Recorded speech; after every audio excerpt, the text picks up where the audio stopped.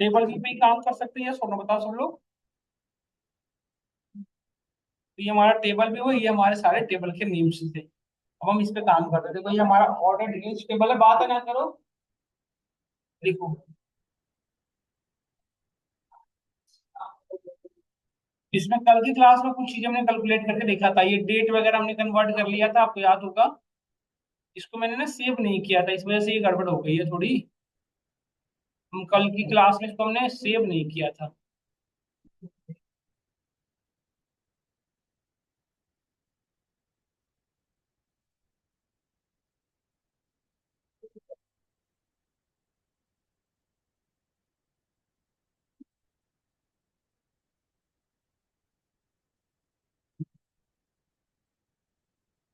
ये सब हम निकाल लिए थे ना कल की क्लास में, आपको याद होगा डैक्स के फार्मूले के थ्रू। तो आपको बनाना है इसमें डैशबोर्ड, बस सीधा डैशबोर्ड भी चलेगा।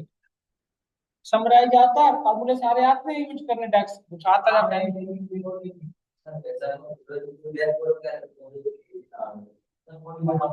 हाँ बताओ, रिलेटेड फार्मूला का यूज किया है। कौन सा समझ में आगे कितना आता है। रिलेटेड, जीडी से वीडियो बन गई। हाँ रिलेटेड काम जोड़ना है कुछ भी, नाम रिकॉर्डिंग समझ गया नहीं। यहाँ तक हमें समझ में आ गया होगा सबको, ये चीज हमने जो किया था टोटल प्राइस वगैरह इवेल्युएशन करना, हमने सबने देख लिया। यहाँ तक सबको क्लियर है ना। अब देखो हम एक चीज आगे करते हैं। जैसे मुझे क्या करना हो कि टोटल प्राइस के भी यहाँ पे मैं स्टेटस जनरेट करना हो, तो कैसे करेंगे। लाइक जैसे ये जो स्टेटस यहाँ पे देखो दिख रहा है हम सभी को, ये अपने अकॉर्डिंग स्टेटस बनाना है यूजिंग डैक्स के लिए, तो कैसे करेंगे।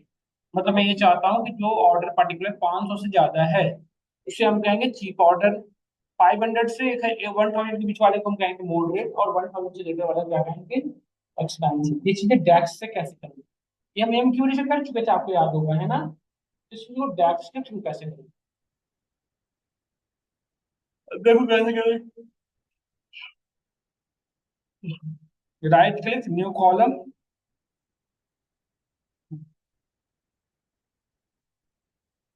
इसका नाम रख दो वाट ऑर्डर स्टेटस, या कुछ भी रख सकते हो नाम तो। Equal to if order status, तो हम यहाँ पे कंडीशन लगाएंगे, जब भी आपको कंडीशनल बेस्ड काम करना हो then we need to write here if. सबसे पहले क्या पास करना है यहाँ पे देख लो, लॉजिकल टेस्ट। बातें मत करो ना तुम दोनों, लॉजिकल टेस्ट देखो। सबसे पहले लॉजिकल टेस्ट क्या देंगे कि if total price is less than 500 then. थोड़ा आगे देखो, यहाँ पे क्या रिकमेंडेशन लिखा है, हाईलाइटेड क्या लिखा है, रिजल्ट इन ट्रू, मतलब यदि लॉजिकल टेस्ट ट्रू है तो आप क्या चाहते हो कि कोई मतलब ये ट्रू कंडीशन कब होगा, जब कोई ऑर्डर क्या है 500 से कम है, तो 500 से कम होने पे आपको क्या करना था, चीप ऑर्डर, तो सिंपली यहाँ पे लिख दो चीप ऑर्डर। और देखो ये कंडीशन उसका क्या है, फॉल्स। फॉल्स कब होगा बताओ, जब हमारा ऑर्डर क्या है 500 से ना। तो 500 से ज्यादा होने पे हमें क्या करना था, अब एक और कंडीशन चेक करना था, 500 से तो बड़ा है बट क्या 1000 से छोटा है, तब लगाएंगे मॉडरेटेबल ये सब होगा। तो यहाँ से कंडीशन फॉल्स तभी होगा ना जब 500 से बढ़ा रहा होगा ये सब होगा। तो दूसरा दूसरा कंडीशन में अगेन हम इफ लगा सकते हैं अगेन। मतलब जब कंडीशन फॉल्स हो तो फिर से एक कंडीशन चेक करो क्या,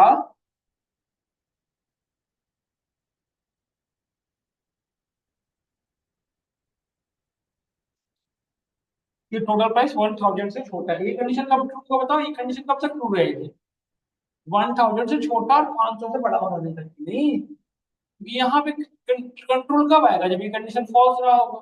जब यहाँ पे कंट्रोल आया तो ये तो 500 से बड़ा ऑलरेडी था, बट 1000 से क्या छोटा है, यदि है कंडीशन मॉडरेट मॉडरेट।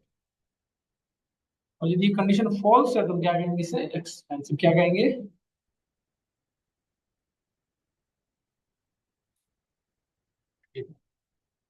तो पढ़िए क्या लिख रहा है। नहीं नहीं बेटा, ये तो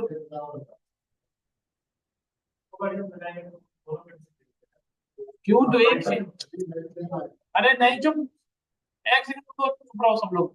देखो ये कंडीशन जब ट्रू रहेगा बेटा तब यहाँ पे रहेगा, वो आगे चेक ही नहीं करेगा। बट ये एक मिनट सुनिए तो सही, जब ये कंडीशन फॉल्स होगा मतलब 5 मिनट, तभी ये आगे मूव करेगा, यहाँ पहुंचेगा। आप ये सोच रहे हो ना कि 5 मिनट से लेस वाला भी देखा जाता है, वो ऐसा हो जाए यहाँ पे ही रुक जाएगा, यहाँ से कंट्रोल आगे थ्रू ही नहीं होगा, तो इसको चेक कैसे करेगा। ये कंडीशन यहाँ पड़ी है ना, ये हल्ला करने लग जाता है, उसे पड़ी ना टेक्स्ट वैल्यू।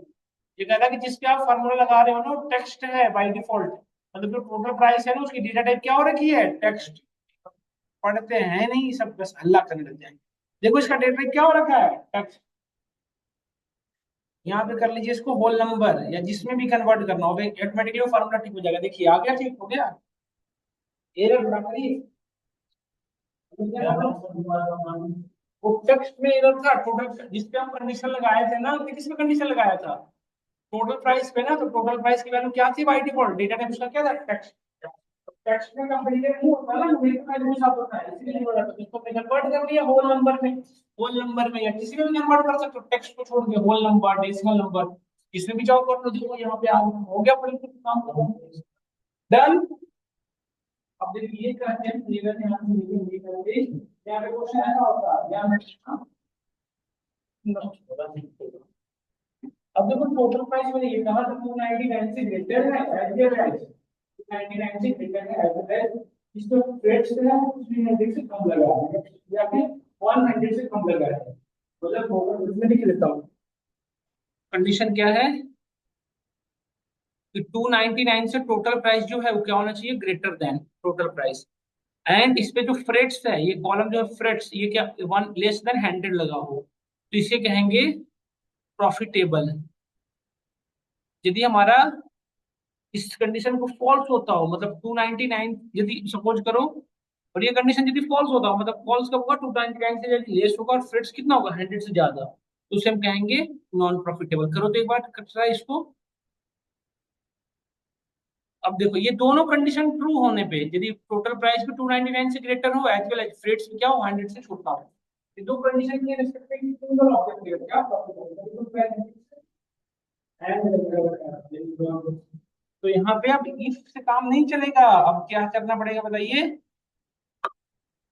जो लोग एक्सेल पढ़ रखे होगे समझ गए होगे फटाफट।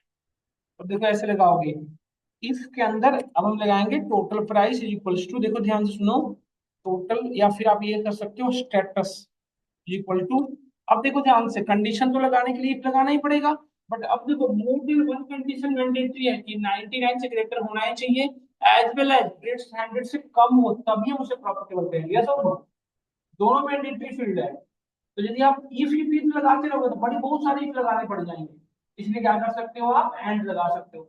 एंड में क्या होता है, एंड के अंदर जितने भी मैंडेटरी है उसको एंड के अंदर डाल दो, है ना। तो देखो हम इफ के अंदर क्या लगा देंगे एंड, और एंड के अंदर क्या, देखो लॉजिकल वन क्या था, पहला लॉजिक क्या थी कि टोटल प्राइस क्या होना चाहिए बताना, से ग्रेटर, है ना। और दूसरी देखो लॉजिक दूसरी क्या थी कि जो फ्रेट्स है वो लेस देन 100 हो, ये आया समझ में देखो। और ये यदि दोनों कंडीशन ट्रू हो, ध्यान से देखना यहाँ पे पूरे रिजल्ट बेटा, देखो यहाँ ध्यान से, तो ये पूरा जो है या तो ट्रू होगा या तो फॉल्स होगा, एंड के अंदर जो भी है वो या तो ट्रू होगा या तो false होगा। तो वो तो कम कर देंगे।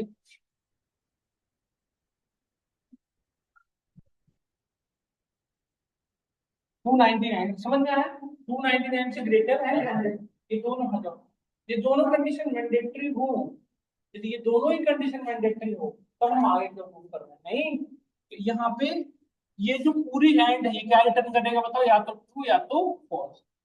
ये जो एंड के अंदर जो लिख रखे हो कंडीशन या तो ट्रू होगा या तो क्या और कुछ हो सकता है।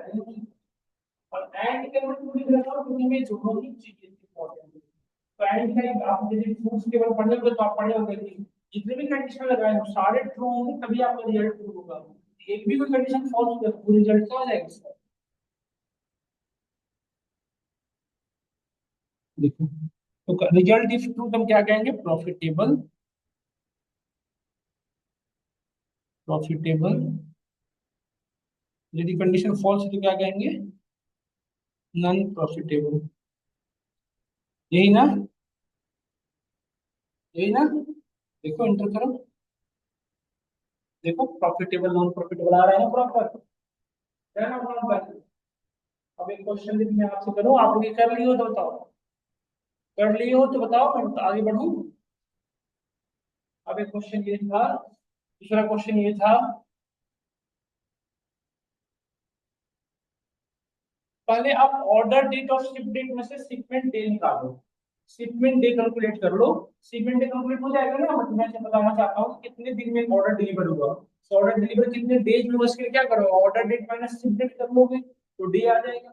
अब उस डे पे कंडीशन लगाना, ध्यान से देखो, यदि हमारा देखो ऑर्डर डेट, मतलब ये कहना चाहता हूँ कि कि सॉरी देखो तो समझना ध्यान से, शिपडेट शिपमेंट डिटेल्स शिपमेंट डेट जो है वो यदि 2 से कम है, उससे लेस है, या फिर उसके फ्रेट्स 100 से ज्यादा है, दोनों में से कोई एक हो, तो फिर उसमें आइदर वाली सिचुएशन, तो हम उसमें जो उसके टोटल प्राइस है उससे 10% हम बढ़ा रहे हैं। कंडीशन ये था, यदि शिपमेंट डिटेल उसे 2 दिन से कम में चाहिए, जैसे होता है ना कि जल्दी रिटर्न प्रोडक्ट चाहिए, शिपमेंट डेट यदि 2 से कम है एंड उसकी टोटल प्राइस 100 रुपीज से कम है, या फिर 299 से कम है, तो जो उसकी टोटल प्राइस उसमें कितने परसेंट ऐड करता है, 20%। और यदि वो दोनों कंडीशन में से सेटिस्फाइड नहीं हो रहा, जो पेमेंट है उसको बोल लेंगे, करो तो एक बार ट्राई करो तो और लग जाएगा, समझ में आ गया होगा नहीं, क्लियर है सबको। हाँ, किस पे, टोटल प्राइस पे हो जाएगा ना, नहीं हो जाएगा बताओ। पहले स्टेटमेंट डिटेल ये निकाल दो, तो माइनस करके दोनों डेट को कर लोगे लोगों में डन। मैं बता दो, नहीं घर पे कर लेना है आपको। अब एक ये है 2 दिन से कम ना, क्या लेस देन 2 दिन, तो 2 दिन से कम ही तो हुआ। अब जैसे देखो यहाँ पे हमारे पास कुछ इंफॉर्मेशन थे, और कुछ इंफॉर्मेशन जैसे हमारे पास यहाँ पे देखो कस्टमर की डिटेल नहीं है, ये जो ऑर्डर आईडी किस कस्टमर की है ये नहीं पता है हमें, लेकिन मुझे कस्टमर का नेम ऐड करना है इस टेबल में, तो आपको ध्यान से मैंने क्या कहा कि हमें ऑर्डर आईडी तो अवेलेबल है, कैटेगरी आईडी अवेलेबल है, बट मुझे क्या ऐड करना है, कस्टमर डिटेल, मतलब customer ID and customer name, तो वो है कहाँ पे available, customer detail customer table में, तो इस टेबल से हमें कॉलम उस टेबल में ऐड करना है, तो कैसे करेंगे, इसके लिए यूज करते हो रिलेटेड, देखिए फार्मूला हियर रिलेटेड, देखो क्योंकि जिसमें ऐड करना है उस पर्टिकुलर टेबल को सेलेक्ट कर लो, उसके अंदर न्यू कॉलम क्रिएट करो, right click new column, if and if और समझ में आया। अब हम करेंगे, देखो हमें हमें क्या ऐड करना था, कस्टमर नेम ऐड करना था, हमने यहाँ पे लिखा कस्टमर नेम, आप कुछ भी लिख सकते हो उसके मैंडेटरी नहीं, customer name is equals to related, देखो रिलेटेड जो चाहिए वो यहाँ पे लिख दो, हमें क्या चाहिए था, कस्टमर्स का कॉन्टेक्ट नेम, यही हुआ ना कॉन्टेक्ट नेम, एंटर करो, देखो आ गया कस्टमर नेम वहां पे ऐड हो गया। दूसरे टेबल से कॉलम लाने की हेल्प करते हैं, रिलेटेड है ना, आप यहाँ उस पे ऐड करो, related and first to extract the columns of other done. Related समझ में आ गया होगा, यदि रिलेटेड समझ में आ गया तब आगे बढ़ते हैं।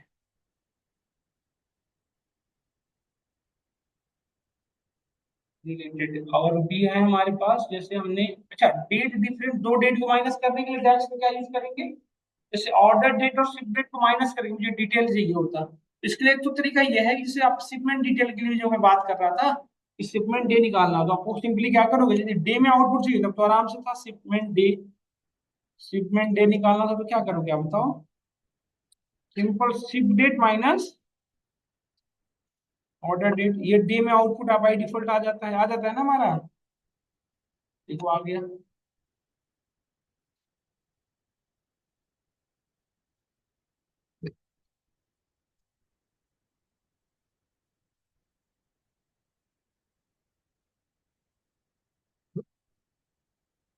देखो इसको कैसे ठीक करोगे, यहाँ से कर लो होल नंबर,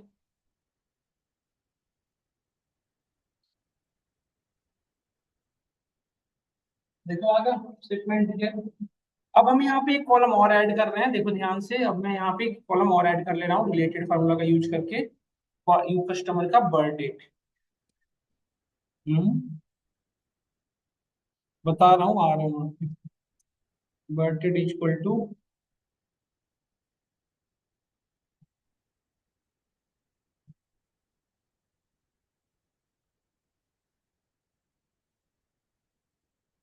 एम्प्लॉई की बर्थ डेट है यार ये। चलो कोई नहीं, ऐड कर लेता हूँ फिलहाल। अब मुझे यहाँ पे बर्थ डेट आ गया, आप देख सकते हो हमारे पास बर्थ डेट है। अब मुझे इसमें से क्या करना है, सो देखिए। तो अब इसमें से मुझे एज कैलकुलेट करना है, एज। एज कैसे कैलकुलेट करोगे, तो आज के डेट में से माइनस करना पड़ता है, अपना यही कर देते हैं अभी। तो दो डेट को माइनस करके यदि आपको आउटपुट ईयर में चाहिए, मंथ में चाहिए, डे में चाहिए, डे तो बाई डिफॉल्ट आ जाता है, तो डे की बात नहीं, यदि ईयर में चाहिए तो क्या करेंगे, डेक्स के लिए क्या यूज करते हो, डेक्स में यदि एज कैलकुलेट करना है तो कैसे करोगे, डेक्स के थ्रू, एज इन ईयर। तो इसके लिए एक फॉर्मूला यूज होता है डेटेड डिफ, देखो डेटेड डिफरेंस है ना, इसमें डेट वन डेट टू, तो स्टार्ट डेट क्या हो गया हमारा यूजर का बर्थ डेट, और एंड डेट क्या हो गया आज का डेट। आज के डेट के लिए यहाँ पे क्या यूज करते हो, टुडे। डेक्स में आज के डेट के लिए क्या यूज करते हैं, टुडे। जबकि एमक्यूरी बहुत परेशान कर रहा था, आपने देखा था डे डॉट डेट अलग अलग बहुत सारी चीजें लिखनी पड़ गई थी। और हमें आउटपुट देखो किस में चाहिए, ये बता रखा है, आवर्स में, मिनट्स में, ईयर्स में, जिसमें चाहिए आप सिंपली लिख दो, हमें किस में चाहिए था, ईयर्स में चाहिए ना। यहाँ पे देखिए आ गई ईयर्स में डेट। अब यहाँ पे मेरा एक क्वेश्चन है, ध्यान से सुनिएगा। जिस पर्टिकुलर पर्सन का आज बर्थडे लैग करता है, आज बर्थडे है, उसको आप मैसेज करना है हैप्पी बर्थडे, मतलब हमें आउटपुट एक कॉलम में चाहिए, आज बर्थडे उसका हैप्पी बर्थडे मैसेज, मतलब उसके कॉलम में हैप्पी बर्थडे आ जाए। हाँ, कमेंट चाहिए, मतलब एक कॉलम क्रिएट करो, कॉलम जिसका आज बर्थडे है वहां पे क्या लिखा हुआ है, जैसे उसका यार आज बर्थडे हो या आज एनिवर्सरी हो, या जैसे अभी यदि बर्थडे है तो लिखना आज का हुआ है हैप्पी बर्थडे, बट एनिवर्सरी का डेट है ही नहीं तो नहीं कर सकते। बट होता है ऐसे, रियल लाइफ में जब आप काम करते हो कस्टमर सेगमेंट में या सेल्स डोमेन में, तो क्या होता है, कस्टमर का नेम होता है, कस्टमर का एनिवर्सरी होता है, कस्टमर की जितनी जो चीज परचेजिंग की, हाउस बिल्डिंग डे होता है, बहुत सारी चीजें का उसका डेटा रहता है, तो उसमें आप उसकी जो दिन जिस चीज को फुलफिल करो उसके बाद उसको मैसेज भेजना है। बर्थडे तो जनरली रहता ही है, तो आप इसको कैलकुलेट करो, यदि किसी कस्टमर का आज बर्थडे है तो कमेंट आउट में क्या होना चाहिए, हैप्पी बर्थडे, और कस्टमर का नेम, एक हो सकता है ना। तो बर्थडे कैसे मैच कराओगे, यदि उसका जो आज का डे है उसका जो बर्थडे का डे है दोनों सेम होना चाहिए, एंड मंथ दोनों सेम कर रहा है, तो उसका मतलब वो बर्थडे आज लाई कर रही होगी। बर्थडे में क्या क्या मैच कराओगे, ईयर तो सब में हर ईयर में आता है, तो क्या क्या मैच कराना होगा, मंथ और डे, तो ये कैसे होगा, ईच के थ्रू हो जाएगा ना, कर लोगे ना घर पे ये चीज। तो क्वेश्चन है मेरा किसी को सबको करके आएगा, ठीक है, करके देखना है एक बार इस क्वेश्चन को, सबको करना है ये वाला। तो यहाँ से हमारा ये कॉलम कैलकुलेट हो गया, एज ईयर। मंथ में करना हो तो सिर्फ यहाँ पे क्या लिख देते, मंथ। डे में करना हो तो डे, आवर्स में करना हो तो आवर्स, मिनट, देख लिए ना आप सभी लोग। यहाँ तो कोई क्वेश्चन किसी को नहीं है ना। और एक क्वेश्चन और दे रहा हूँ, जैसे बर्थ डेट को माइनस करने आ रहा है, बट हमें बर्थ डेट में यदि मैं कहूँ आपसे 4 इयर्स ऐड कर दो, कितने इयर्स, 4 इयर्स, कैसे होगा, जो इसका बर्थ डेट है इसमें 4 इयर्स 2 मंथ ऐड कर दें। हाँ, एक बार इसको भी कर लेना, पर डेट डिफरेंस की जगह पर डेट ऐड यूज कर, एक बार करके देखना। लिख लो ना, हम क्वेश्चन से बैठ के देख रहे हो, याद रहेगा क्या ये चीजें, तो लिख लो ना पेन पेपर पे, नहीं पुलिस लिख लो तब नहीं याद रहेगा, ये याद रहेगा, लिख लो सब लोग मिल को, याद रहेगा सभी, इसलिए तो क्यों देख रहे हो, कहानी पढ़ी देख लो कि ना बोले ना बोले, लिख लो ना अपने सब, याद रहेगा सब चीजें। अब कल लैपटॉप लेके आ जाओगे बस सीधा, नहीं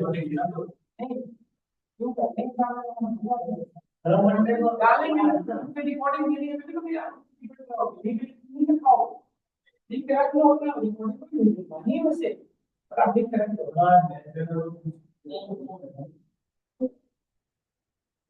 कर लेना, क्वेश्चन लिख रख लो, 3 क्वेश्चन मैंने अभी तक दिया आपको।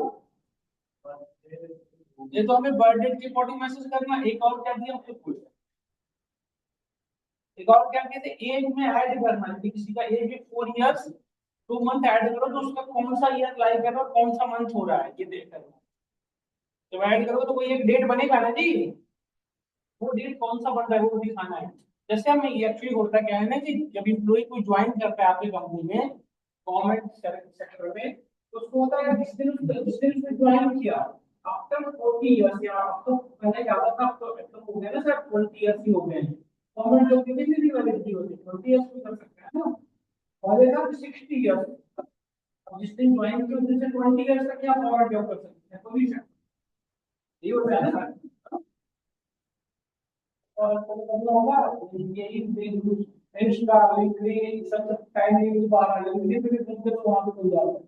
गवर्नमेंट जॉब जितना भी है बाटे होते हैं, आईएएस आईपीएस आरसीएस जितने भी हैं, तो एक और रखा है उसको कि 20 ईयर्स तक आप वहां पे जॉब कर सकते हैं। आफ्टर 20 ईयर्स आप वहां, यदि आपको 20 ईयर्स से हो चुकी है तो 40 ईयर्स में आप हो जाओगे रिटायर्ड। तो जिस दिन ज्वाइन करता है सेम उसी दिन हमारे पास जो गवर्नमेंट की वो है पोर्टल, उसका रिटायर्ड डेट भी मेंशन हो जाता है। तो ऐसा थोड़ी है कि यदि 20 ईयर तो मतलब आप ज्वाइन थे 1947 में होंगे, तो 2007 में ज्वाइन थे 2025, तो 2045 में वो रिटायर करते, 2045 के कौन से मंथ कौन से थे एग्जैक्ट होना चाहिए ना, तो कैसे निकलेगा, यानी सेम तरीका। अब आपको करना है ईयर मंथ दोनों ऐड करना है, एक बार करके देखिएगा। तो हमने ये बताया कि हमारा जो बर्थडे है 4 ईयर्स, 4 ईयर्स मंथ ऐड करते हैं, उसके बाद क्या रिजल्ट आ रहा है फाइंड आउट। ठीक है, ये दो दूसरा क्वेश्चन हो गया, और तीसरा क्वेश्चन और मैंने पहले ही दिया था, वो याद ही नहीं आ रहा क्या। हाँ? क्या, हाँ हाँ हाँ हाँ हाँ हाँ, ये करना चाहिए कि यदि हम क्वेश्चन भूल ही गया ना तो पूरी बताना क्या था। देखो ये है सब बैठ के पढ़ रही है, सर हमने आगे हंसते और सब थोड़ी आपकी तो हमने ये क्या था बताना। हाँ, और दूसरा एक या फिर दोनों का शिपमेंट डे जो निकला है, शिपमेंट डे लेस देन 2 है, या फिर टोटल प्राइस उसकी लेस देन 299 है, तो 10% उसको बढ़ा देना था। ये था ना, कोई एक चीज चाहिए, जैसे होता है ना कि आपके ऑर्डर में काम किया है या फिर आपको प्राइस जल्दी चाहिए, 10% एक्स्ट्रा देना, ये था। या तो दो के यदि शिपमेंट डे लेस देन 2 हो, या फिर टोटल प्राइस लेस देन 299 हो, देन जो भी उसका टोटल अमाउंट उसको 10% पेमेंट करना। अगर टोटल न्यू पेमेंट अमाउंट होगा तो 10% पेमेंट करेगा। और यदि नहीं दोनों में से कोई नहीं है तो टोटल प्राइस लग जाएगा। कैलकुलेशन आप पढ़ते नहीं हो, लेकिन बिल्कुल ना पढ़ते, यहाँ तो सबको आ गया। डेट डिफरेंस क्लियर है। अब हम एक क्वेश्चन और कर लेते हैं, देखो। अच्छा, यहाँ पे भी लेफ्ट मिड राइट काम करता है, आपने जैसे वहां पे पढ़े थे ना एक्सेल में, जैसे कॉन्टेक्ट नेम देखो बेटा, यहाँ पे कॉन्टेक्ट नेम है, इसमें से फर्स्ट नेम और लास्ट नेम को यदि अलग अलग करना हो, सपोज करो कि मेरे पास एक कॉलम है जिसमें फर्स्ट नेम लास्ट नेम दोनों अटैच है, अब मुझे दोनों को अलग अलग करना है, फर्स्ट नेम को अलग करना है, लास्ट। तो यहाँ पे वही सब यूज होता है, लेफ्ट मिड राइट कर लोगे या बताना पड़ेगा। देखो बता देता हूँ।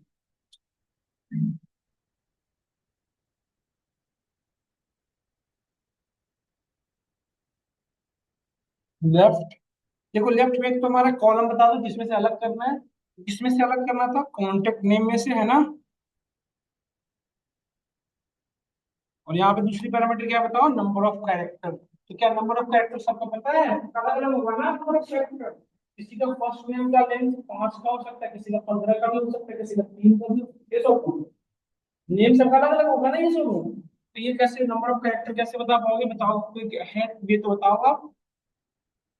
कॉन्टेक्ट नेम कैसे फाइंड आउट कर पाओगे बताओ। फर्स्ट नेम कैसे, मारिया का लेंथ अलग है, अन्ना का लेंथ अलग है, तो पोजीशन देखो स्पेस तक जो है पहले तक का, तो स्पेस की पोजीशन कैसे ढूंढोगे इसमें, फाइंड के जैसे वहां कर देते वैसे यहाँ भी। फाइंड किसका, स्पेस का, किस कॉलम में से, कॉन्टेक्ट नेम में से, कॉन्टेक्ट नेम ना, इसमें से, और -1 ब्रैकेट बंद, देखो आ गया फर्स्ट नेम अलग हो गया। देखो मारिया अन्ना हो रहा है ना अलग अलग, तो ये फर्स्ट नेम हो गया अलग, लास्ट में वाला करके लिखा देखिएगा राइट।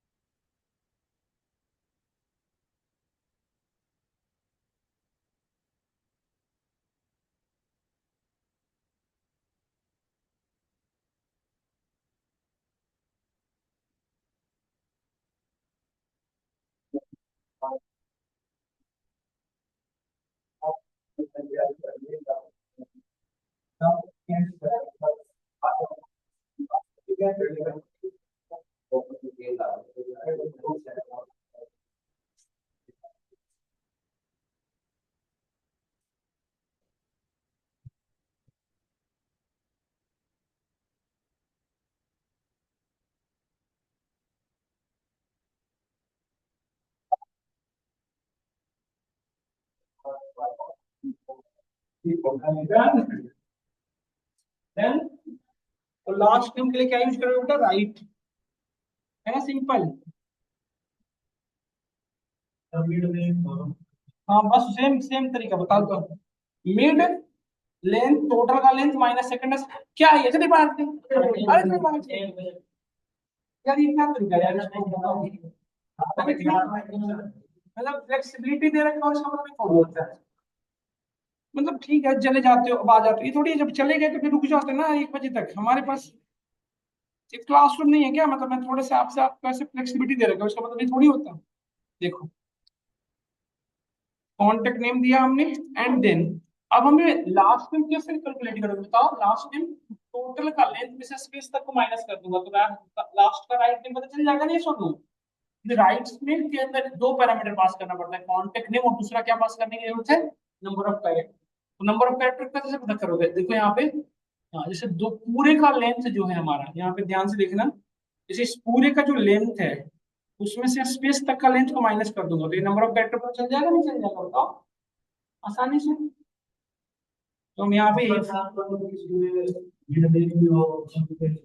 कराता हूँ, मिड फार्मूला यूज करेंगे, फिर सेकंड स्पेस में से माइनस करेंगे, सेकंड स्पेस में से माइनस करेंगे, मिड के लेफ्ट के, सॉरी फाइंड के अंदर फाइंड लगा देंगे।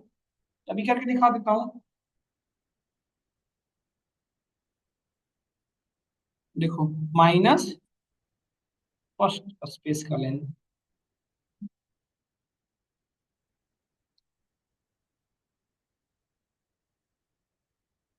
देखो आगे लास्ट नेम, देखो फर्स्ट नेम और लास्ट नेम बिल्कुल सही है, देखो लास्ट नेम क्या था, मारिया एंडर्स, यही था ना।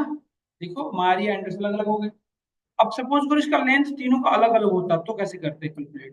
जैसे यहाँ पे देखो एक तीन होते मैं देख रहा हूँ, वैसा वो तो मैं करवा ही देता हूँ अभी।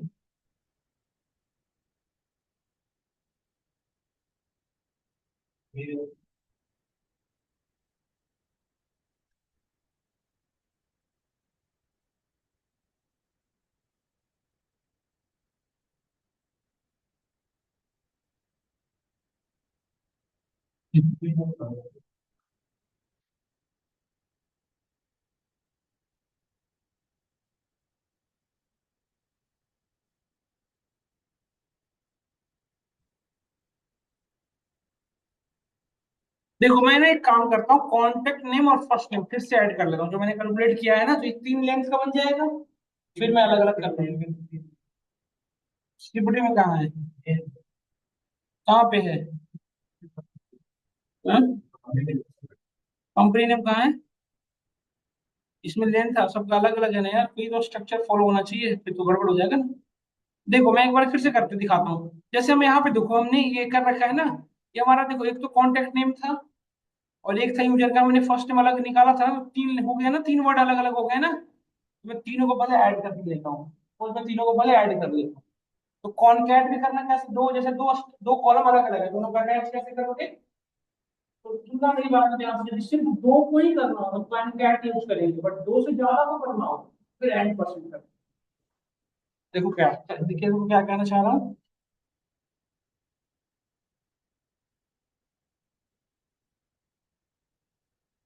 देखो सिर्फ यदि दो को ही करना होगा, देखो जैसे मुझे सिर्फ सपोज करो मैं फुल नेम कैलकुलेट करना चाहता हूँ, फुल नेम, और मुझे पता है कि फुल नेम के लिए फर्स्ट नेम और लास्ट नेम को ऐड करना सपोज, तो सिंपली क्या यूज करोगे, कॉनकैट, क्या यूज करोगे, कॉनकैटिनेट,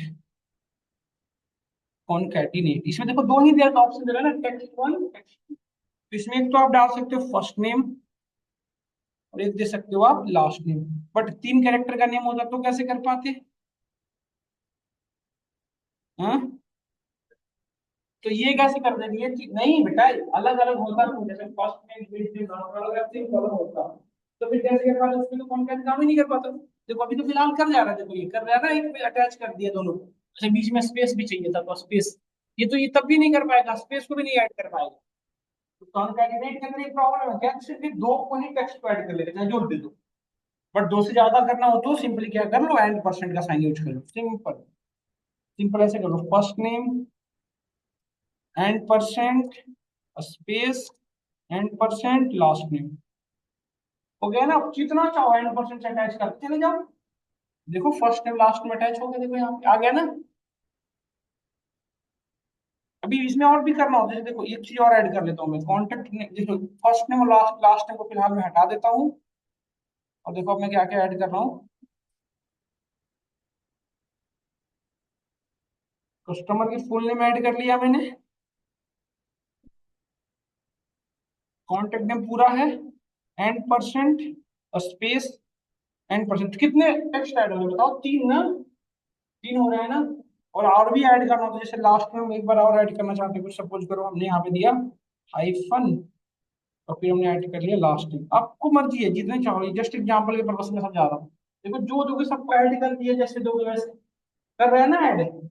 तो मैं ये सपोज करो, मैं अलग अलग मिड नेम तक अलग करने के लिए समझा रहा था कि सपोज मेरे पास एक ऐसा कॉलम होता है जिसके अंदर देखो तीन कैरेक्टर प्लेन है ना, देखो।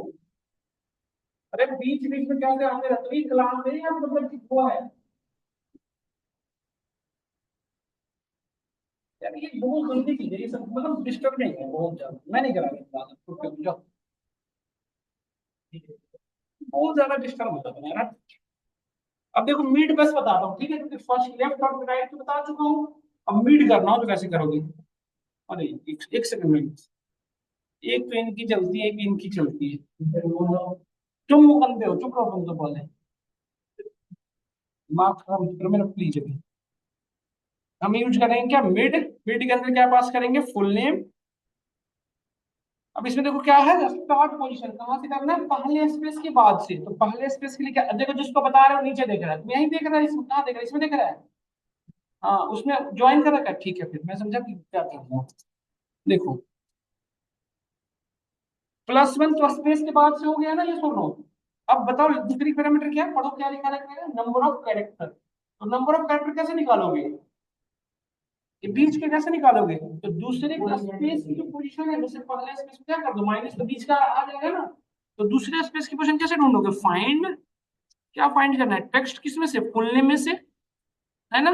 और पहले, अब बताओ कहां से, तो पहले स्पेस जहां मिला था उसके बाद से एक और फाइंड लगा दो, है ना, प्लस वन। तो देखो ये क्या करेगा, ये जो फाइंड है ये क्या करके लाएगा बताओ, सेकंड स्पेस की पोजीशन आ जाएगा ना, ये सोलो में से पहले स्पेस की पोजीशन को माइनस कर दो, बस हो गया काम खत्म। पहला स्पेस की पोजीशन ढूंढने के लिए ये फार्मूला चलता है, बस हो गया। देखो मिड नेम, देखो मिड नेम अलग अलग कर दिया सबने, है ना, मिड नेम अलग, देखो एम डैश जो। अब एक बार लास्ट नेम करने के लिए क्या करोगे बताओ, यदि ऐसा तीन लेंथ का और लास्ट में कैसे अलग करोगे बताओ बेटा। अब लेंथ पूरे का सेकंड, पूरे का लेंथ में से सेकंड स्पेस, लेफ्ट का फॉर्मूला लगा देता हूं, पीछे वाले सर बोलो ना, लेफ्ट पीछे से काम करता है, कहीं का तो हो जाओ। समझ गए यहाँ तक, तो ये मैं यहीं तक आज की क्लास को रख रहा हूँ।